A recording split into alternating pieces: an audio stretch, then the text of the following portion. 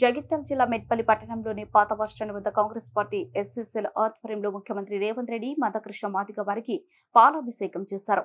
అలాగే టపాసులు పేల్చి సంబరాలు జరుపుకున్నారు.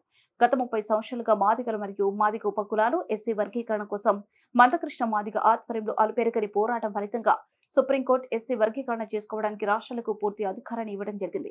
దానికి ముఖ్యమంత్రి రేవంత్ రెడ్డి తెలంగాణ అసెంబ్లీ సాక్షిగా అవసరమైతే ప్రస్తుతం ఇచ్చిన ఉద్యోగాల్లో కూడా ఎస్సీ వర్గీకరణ అమలు చేసి మాదిగ ఉపకులాలకు అవసరమైన రిజర్వేషన్లు కల్పిస్తామని తెలంగాణ ముఖ్యమంత్రి రేవంత్ రెడ్డి తెలిపారు.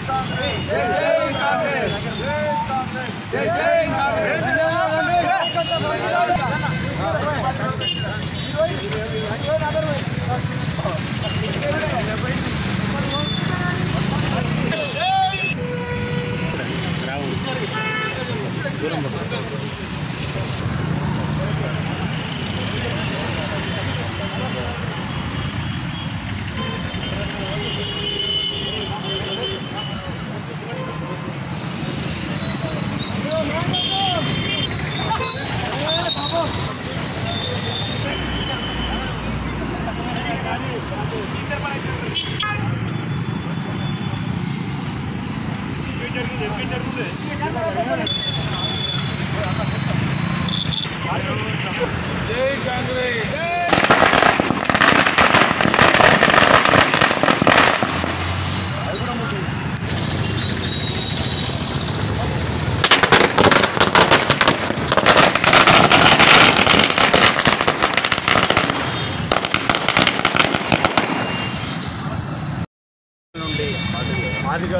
మాదిగలు మరియు మాదిగ ఉపకులాలు తమకు రావాల్సిన వాటా గురించి 30 సంవత్సరాలుగా ఉద్యమాలు చేయడం జరుగుతుంది.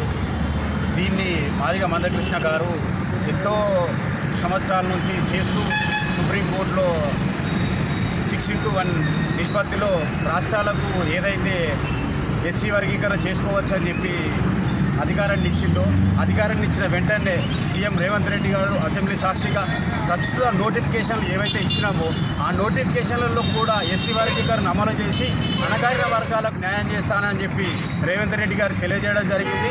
కావున రేవంత్ రెడ్డి గారికి మా మాదిగ ఉపకులాల తరఫున మాదిగ కులం తరఫున ప్రత్యేకించి ధన్యవాదాలు తెలియజేస్తున్నాం. మాదిగ జాతి గత 30 సంవత్సరాల నుంచి ఏదైతే ఎస్సీ వర్గీకరణ కోసం పోరాటం చేస్తుందో అది మొన్న సుప్రీంకోర్టులో మా పక్షాన న్యాయం పక్షాన అనేది తీర్పు రావడం జరిగింది. అటు తీర్పు మాదిగల పక్షాన వచ్చింది కాబట్టి ఈరోజు తెలంగాణ రాష్ట్రంలో మాదిగ జాతి మొత్తం సంబరాలు చేసుకోవడం జరుగుతుంది.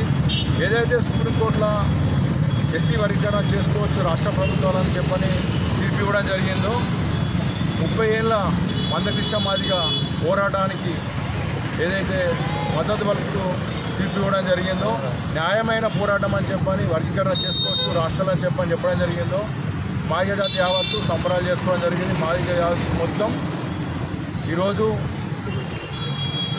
వారికి అందరికీ ధన్యవాదాలు తెలపడం జరుగుతుంది. అలాగే వెంటనే ఎప్పుడైతే సుప్రీంకోర్టులో ఆర్డినెన్స్ జారీ చేసి తీర్పు ఇవ్వడం జరిగిందో ఇక్కడ రాష్ట్ర అసెంబ్లీలో తెలంగాణ రాష్ట్ర అసెంబ్లీలో గౌరవ ముఖ్యమంత్రి శ్రీ యనమల రేవంత్ రెడ్డి గారు వెంటనే ఈ ఎస్సీ వర్గీకరణను అమలు చేస్తానని ప్రకటిస్తూ అంతేకాకుండా ఇప్పుడు ఏదైతే నోటిఫికేషన్ ఉందో విడుదలైన నోటిఫికేషన్లో కూడా ఎస్సీ వర్గీకరణ అమలు చేస్తానని చెప్పడం జరిగింది.